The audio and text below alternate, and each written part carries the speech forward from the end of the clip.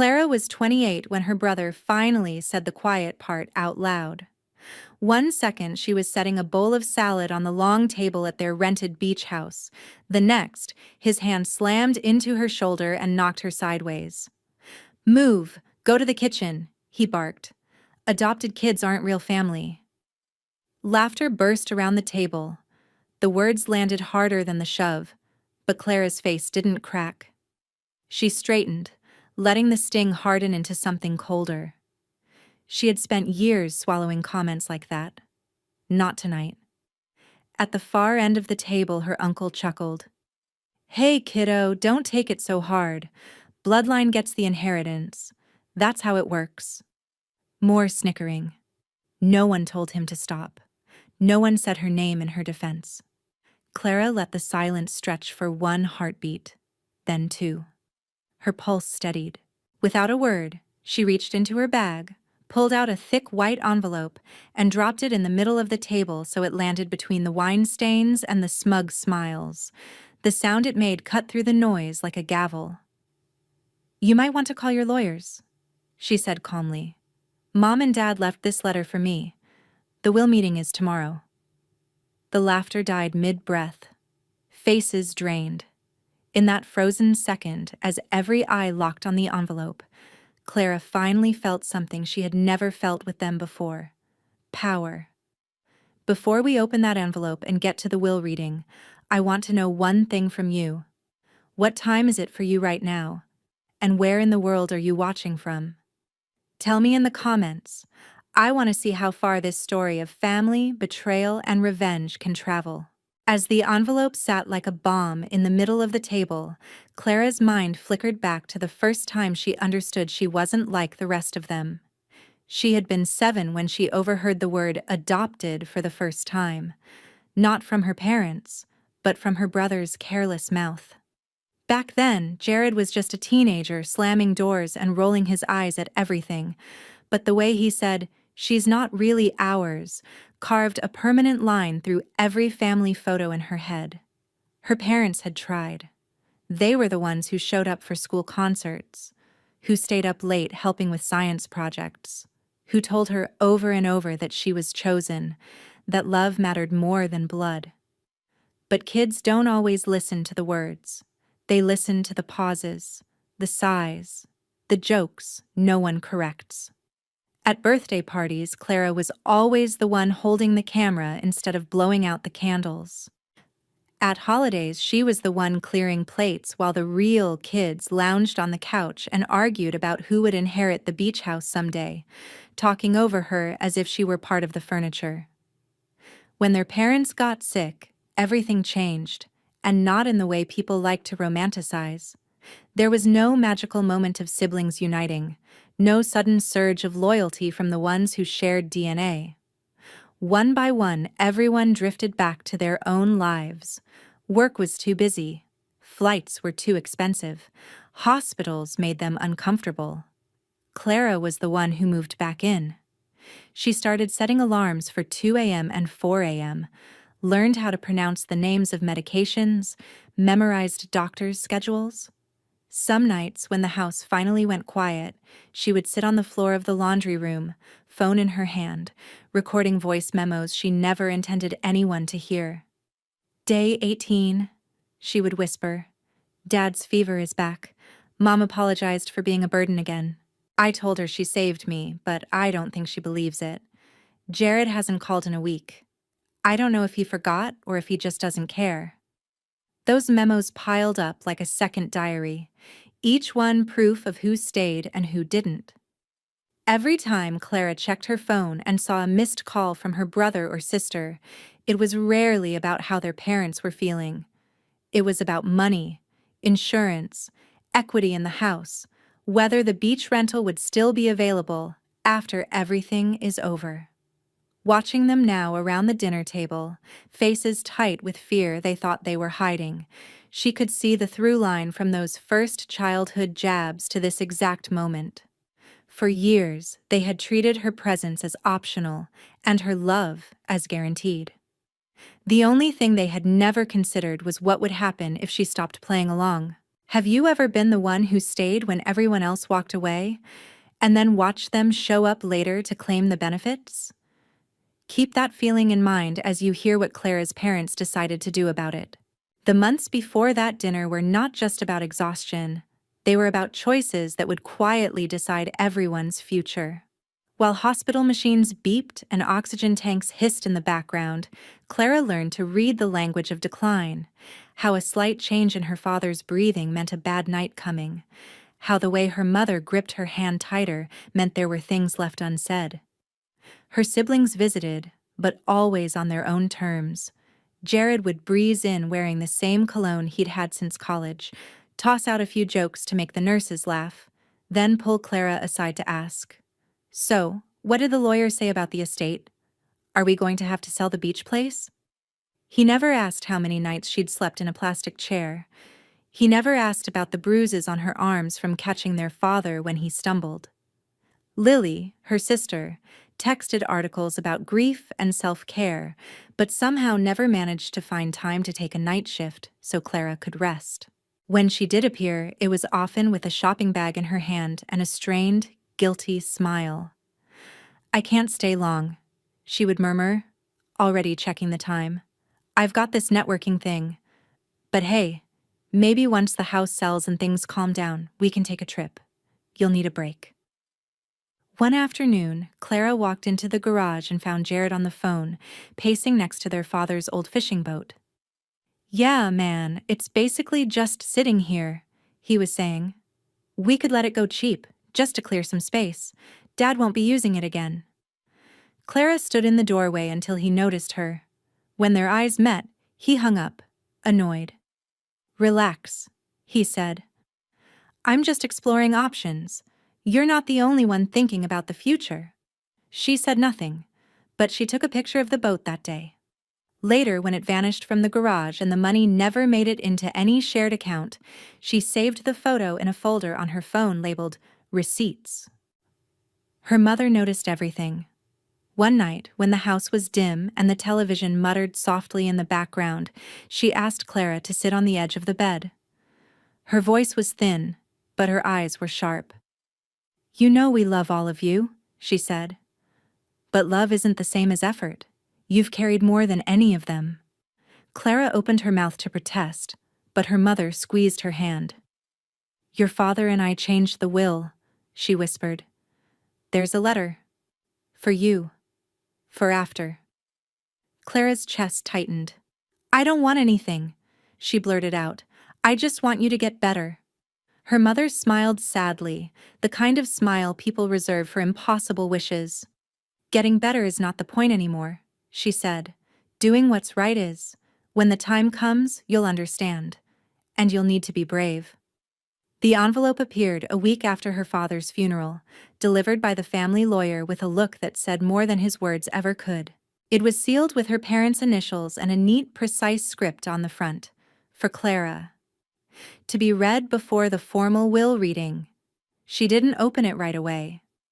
Instead, she tucked it into the drawer next to her bed and went back to the exhausting work of closing accounts, canceling appointments, and pretending not to hear her siblings' increasingly frantic questions about property, pensions, and liquid assets.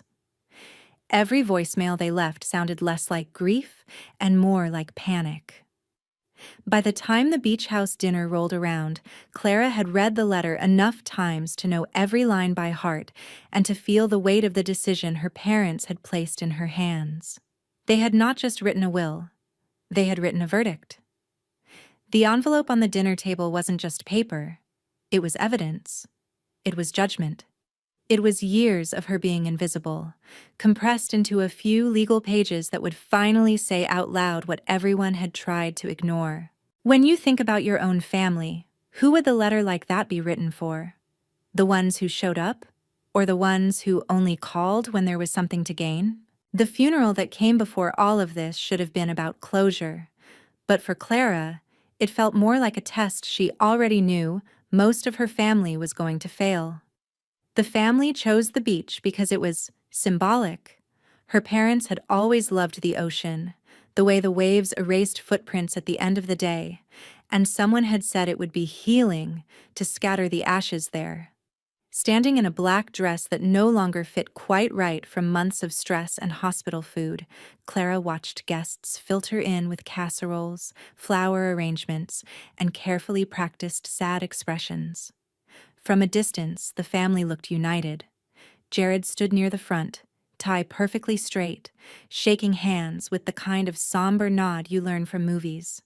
Lily moved through the crowd, hugging relatives tightly, eyes filling with tears at exactly the right moments, a tissue always ready. To an outsider, they were the grieving children doing everything right. But if anyone had bothered to look closer, close enough to see the way Jared's jaw tensed when people mentioned medical bills, or how Lily's fingers kept dipping into her bag to check her buzzing phone, they would have seen something else. Calculation under a thin coat of grief. During the service, Clara sat between them, shoulders tight, listening to stories about her parents' generosity. People talked about how her mother used to slip grocery money into neighbors' pockets, how her father always showed up with tools when someone's sink broke or fence collapsed. No one mentioned the endless nights Clara had spent in hard plastic chairs, the quiet financial decisions made at the kitchen table when her parents realized they might not have as much time or as many truly present children as they'd hoped. No one mentioned the shift that happened when Clara moved back in and the others moved emotionally out. When the pastor finished speaking and the ashes ceremony ended, the crowd drifted toward the food, forming little clusters, old friends in one corner, distant cousins in another, co-workers in a third. Clara stepped toward the edge of the deck to catch her breath, her hands still trembling from holding the urn moments earlier. Behind her, voices rose and fell, and grief slowly morphed into something more familiar. Gossip. "The house alone must be worth a fortune," one cousin whispered, just loud enough for her to hear. "And don't forget the investments," another replied. "They were always smart with money. I heard they met with their lawyer last year." Clara's spine stiffened. She heard Jared's voice cut through, lowered but not low enough. "Yeah, it's complicated," he was saying to a small knot of relatives who leaned in eagerly. "We're talking to the lawyer. We'll figure out what needs to be sold. The beach place, the main house, maybe the boat. There's a lot to sort out. Clara's been handling the paperwork, but we'll make sure it's fair." That word, fair, tasted poisonous. Fair would have been someone else taking even one night shift at the hospital.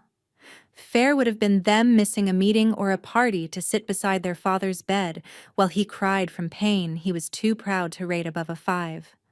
Fair would have been them correcting their uncle years ago when he first joked that she was lucky to be here at all because she was adopted. Instead, here they were, performing grief for an audience while quietly mapping out the division of property like generals planning a campaign. During the wake that followed, the mismatch between image and reality became impossible to ignore. Plates of food sat half-eaten as small knots of relatives leaned in close to trade half-formed rumors about trusts and retirement accounts. A few people approached Clara to ask if she was holding up okay, but their eyes kept sliding past her toward Jared and Lily, as if the real answers were with the biological children. Some asked vague questions about what comes next, hoping she would accidentally reveal numbers. She gave polite, short answers and watched their faces fall when she didn't hand them a script. From the far side of the room, she saw Jared and Lily huddled with their uncle, heads bent together, voices low but intense. Every now and then, one of them would glance toward her, then quickly look away, the way someone glances at a locked door they fully intend to kick down later. Their uncle gestured sharply at the ceiling, then at the floor, clearly talking about houses, equity, dividing things up logically. No one in that little circle looked particularly broken by loss. They looked worried about being cut out of something they believed they owned by default. That was the moment Clara truly understood what her parents had done when they put that sealed letter in the lawyer's hands. They had not just updated paperwork, They had written a verdict on years of behavior no one thought would ever matter. The envelope waiting in Clara's drawer back home wasn't just a secret, it was a scoreboard. Standing there at the wake, watching her siblings practice their grief for the crowd while calculating their future behind her back, she realized her parents had seen this exact scene coming. They had known their deaths would expose every crack the family tried to plaster over with holiday photos. They had chosen one person to hold the evidence of what everyone had really done when it counted. If a stranger had walked into that wake and seen Clara standing alone near the deck, while her siblings strategized with the uncle who joked about bloodlines, who would they have believed deserved the inheritance? The ones clinging to their DNA, or the one who had actually wiped her parents' tears and cleaned their blood off the bathroom tiles at 3 a.m? Back at the beach house dinner, minutes after the envelope hit the center of the table, the performance her family had been perfecting for months finally started to crack. For a heartbeat, no one moved. The only sounds were the distant crash of waves, the faint sizzle from the grill, and the uneven breathing of people who suddenly realized they weren't in control of the narrative anymore. Then everything erupted at once. "What is that supposed to mean?" Jared demanded, his chair scraping back so hard it nearly toppled. His face flushed a deep, furious red. The practiced funeral composure was completely gone. "Since when do you get secret letters?" Lily's voice came out higher and thinner than usual, like it was stretched too tight. "Why would Mom and Dad send something to you and not tell us?" Her fingers, still manicured from the funeral, twisted the napkin in front of her into a tight knot.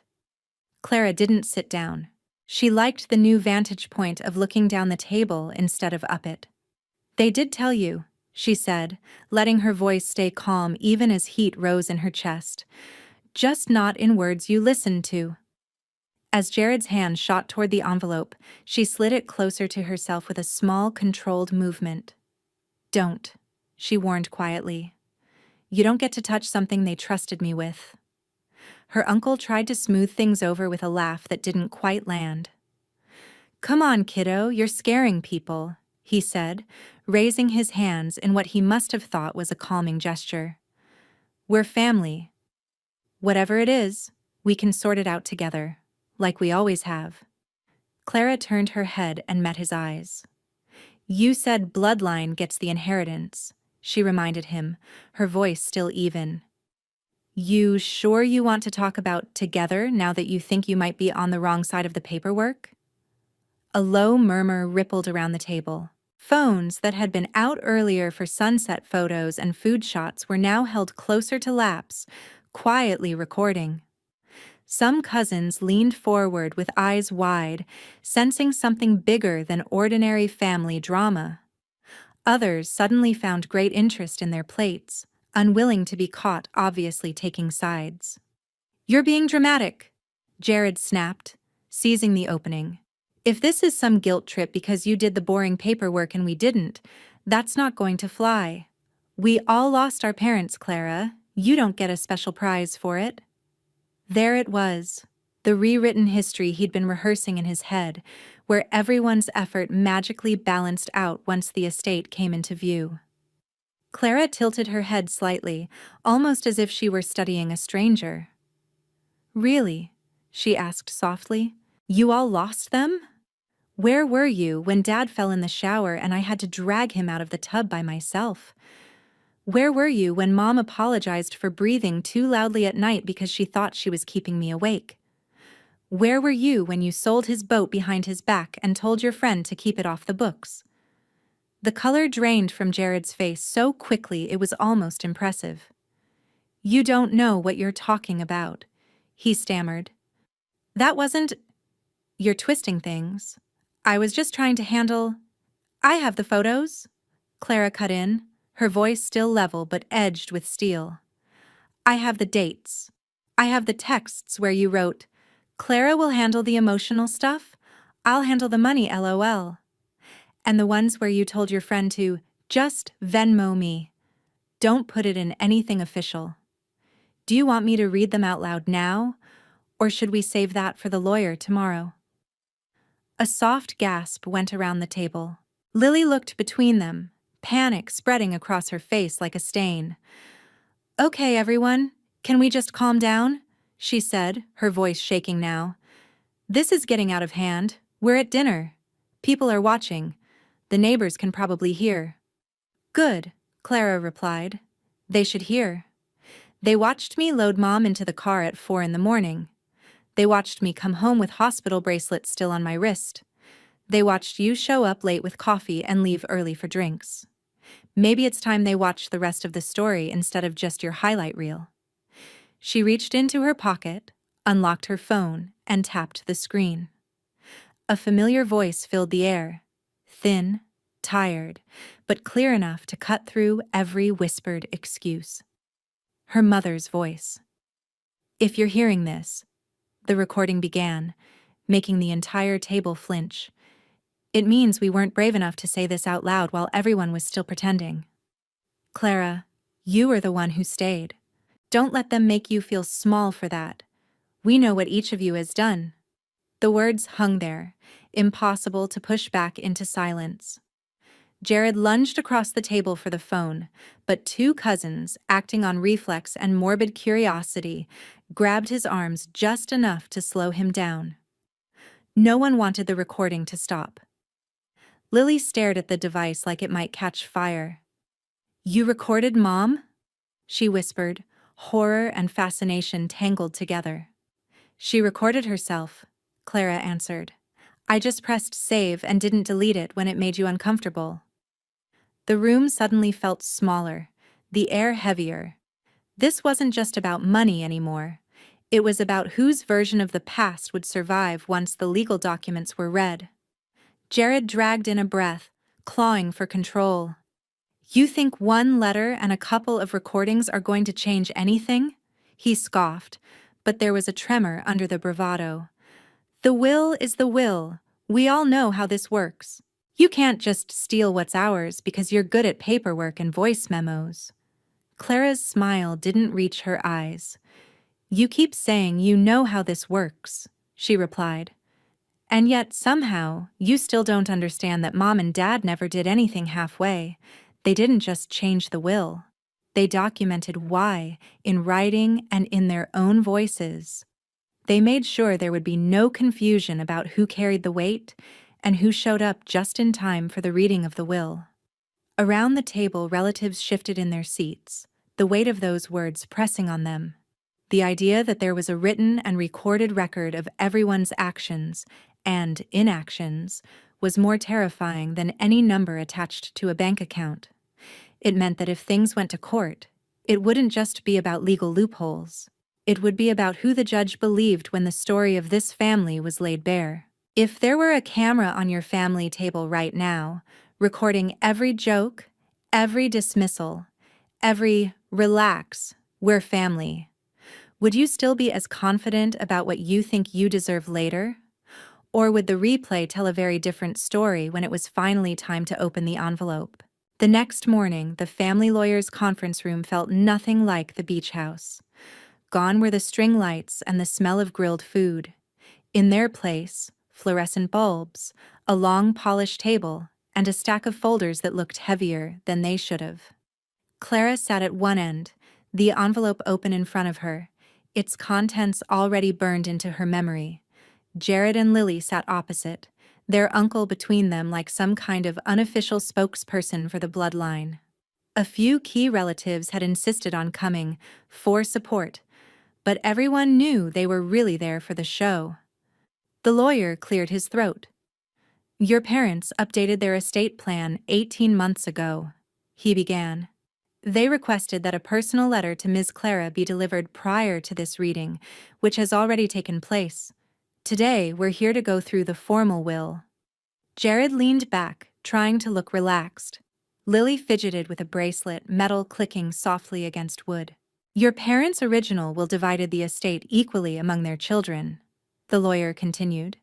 "However, after their diagnoses and the subsequent period of care, they decided that arrangement no longer reflected the reality of their family dynamics." The word dynamics landed like a stone. The lawyer opened a folder, adjusted his glasses, and began to read. "To our children," he recited, "we love you all. But love does not erase actions, and actions have consequences." During the final years of our lives, Clara became our primary caregiver. She put her career, her health, and her future on hold to care for us when no one else would. This sacrifice cannot be measured in dollars, but it will be recognized. A murmur went around the room. Jared shot Clara a look that was half fury, half disbelief. Lily's eyes filled, but not with grief. "Effective immediately," the lawyer went on. "The family home, all investment accounts, and the majority of liquid assets are to be transferred to Clara. She will be the sole owner of the house and the beach property. Additionally, she will have full authority over how our remaining funds are used to continue our legacy." Jared slammed his hand on the table. "This is insane," he barked. "They would never cut us out like that. We're their blood. We have rights." The lawyer didn't flinch. "They anticipated that reaction," he said calmly. "There is an addendum." He lifted another page. "To our biological children," he read, "we are not disinheriting you out of spite. We are holding you accountable. You will each receive a modest trust, payable only if you meet the following conditions. You must complete a set number of community service hours in caregiving roles over the next 3 years, and you must sit on the advisory board of the foundation Clara chooses to create in our name, under her leadership. If you decline, the funds will revert entirely to that foundation." Silence. Then Jared laughed, a harsh, bitter sound. "So now we have to work for our own inheritance?" he scoffed. "Do they seriously expect me to spend my weekends changing bedpans just to access what should already be mine?" "They seriously did," Clara said quietly. "They watched me do it for free." The lawyer wasn't finished. "There is also a note here regarding the sale of certain assets," he added, "specifically the fishing boat." Jared's bravado faltered. "What note?" he demanded. The lawyer read, "We are aware that certain items were sold without our consent or Clara's knowledge. We have adjusted previous gifts and allocations accordingly.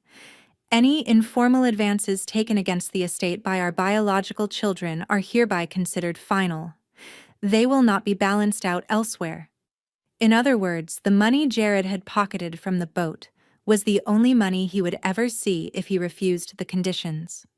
The room buzzed with whispered commentary. Cousins exchanged looks, some shocked, some grimly satisfied. The uncle who had joked about bloodlines avoided Clara's eyes altogether. "You could challenge this," he muttered to Jared. "We can argue undue influence. She was alone with them. She could have pushed them into it." Clara leaned forward, her voice steady. "Go ahead," she said. "Take it to court. Then we get to play the recordings, the voice memos, the messages where you talked about dumping responsibility on me, the texts about selling the boat, the nurses' testimonies. You really want a judge to hear all that?" For the first time, Jared's anger cracked into fear. He looked at the lawyer, at the papers, at his own hands. "This is blackmail," he whispered. "No," Clara answered. "This is consequences." She wasn't gloating, not exactly. The satisfaction she felt was sharper than joy, closer to justice. Her parents hadn't asked her to forgive. They had asked her to be brave. And brave in this room meant not backing down when the people who had dismissed her pain finally felt some of their own. If your parents had left a will that rewarded effort instead of blood, would that help your family? Or blow it apart the way this one was unraveling right now? In the months after the will reading, the story didn't end. It changed shape. The beach house, once the backdrop for family vacations and passive-aggressive comments, became quiet under Clara's control. She walked through it room by room, deciding what to keep, what to donate, what to sell. Every decision felt like a line drawn between the life she'd been forced into and the one she was finally allowed to build. With the lawyer's help, She set up the foundation her parents had envisioned. It focused on support for family caregivers, people who, like her, had put their own lives on hold to take care of someone else. Grants paid for respite care, therapy, and legal advice. The board met once a month in the very dining room where her brother had shoved her away from the table. At the head of that table now sat Clara. The seats at the sides were technically reserved for Jared and Lily, should they choose to fulfill the conditions tied to their trusts. For a while, they stayed empty. Word had spread about the will, and not in the way Jared had hoped. Friends who had once laughed at his jokes about milking the inheritance now avoided eye contact. A few reached out to Clara privately, apologizing for the times they'd gone along with the bloodline jokes. Others simply faded from the family group chat, unwilling to pick sides out loud but quietly adjusting their loyalties. Jared tried to fight back at first. There were angry emails, then colder, more carefully worded ones, clearly written with a potential judge in mind. But each time he spoke to an attorney, the answer came back the same. The will was solid. The evidence, if dragged into court, would not make him look like a victim. Eventually, the emails stopped. Months later, he showed up at a foundation meeting, dressed in a suit that didn't quite fit the way it used to. He arrived early, for once, and hovered in the doorway until Clara looked up from her notes. "Is the seat still open?" he asked, nodding toward an empty chair at the side of the table. Clara studied him. There was still arrogance in the tilt of his chin, but there was something else too. Tiredness, maybe, or the creeping realization that the world no longer revolved around what he thought he deserved. "The conditions haven't changed," she said. "Board meetings, service hours, no shortcuts." "I know," he muttered. "The money's tight. And my lawyer says this is the only way." It wasn't the apology she'd once fantasized about hearing, but it was more honest than his jokes about blood had ever been. "Then sit," she replied. "Listen before you talk." Lily arrived a few meetings later. Her fall had been quieter. Lost opportunities, strained friendships, a creeping awareness that the invitations she used to take for granted were no longer arriving. She didn't argue when Clara handed her the volunteer schedule for the caregiving center the foundation partnered with. The first time Lily helped an exhausted stranger fill out forms for hospice care, she came home and cried. Not the pretty, camera-ready tears she'd been so good at displaying at the funeral, but raw, messy sobs that had nowhere to go. Clara didn't rush to comfort her. She didn't twist the knife either. She let the work do what it was supposed to do. Confront them with the reality they had refused to see when it was their own parents lying in the hospital beds. Revenge, Clara realized, didn't always have to look like someone losing everything and walking away alone. Sometimes it looked like forcing people to sit with the consequences of their choices over and over, until the story they told themselves no longer matched the truth. The trusts would only pay out if Jared and Lily completed the full term of service and board work. Whether they would make it all the way through remained to be seen. Clara knew now that their struggle was no longer her responsibility. Her duty had been to her parents, to honor what they had written and why. One evening, after a long board meeting, she stood alone on the deck of the beach house, the same spot where she had once stood with a plate in her hands and a knot in her stomach. The ocean looked the same, but she didn't. The girl who used to brace for impact every time someone made an adopted joke had been replaced by a woman who understood exactly how much her presence had mattered. She thought about other people watching this story play out on a screen somewhere, people who had been shoved aside at their own family tables, told in 100 different ways they were less than. "You don't have to wait for someone else to write your worth into a will," she thought. "You can start acting like it's already true." If you were in Clara's place, would you have done what she did? Let the will stand, make them work for every dollar, and build something that outlived all the petty cruelty? Or would you have taken the easy way out, split everything equally, and pretended the years of disrespect never happened?